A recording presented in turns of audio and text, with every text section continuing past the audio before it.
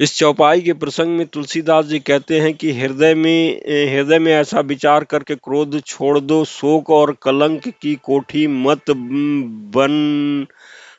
बनो। भरत को अवश्य युवराज पद दे दो, पर श्री रामचंद्र जी का वन में क्या काम।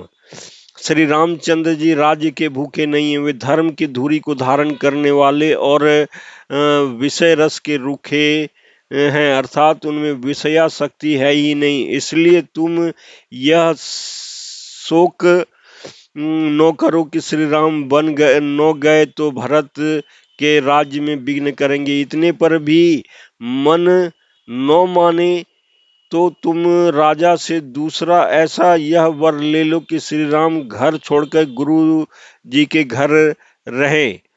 जो तुम हमारे कहने पर न चलोगी तो तुम्हारे हाथ कुछ भी न लगेगा। यदि तुमने कुछ हंसी की तो उसे प्रकट में कहकर जना दो कि मैंने दिल लगी की है।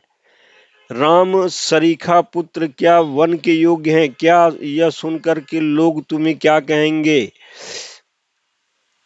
जल्दी उठो और वही उपाय करो जिस उपाय से शोक और कलंक का नाश हो। जिस तरह नगर भर का शोक और तुम्हारा कलंक मिटे, वही उपाय करके कुल की रक्षा कर वन जाते हुए श्री राम जी को हट करके लौटा ले। दूसरी कोई बात न चला।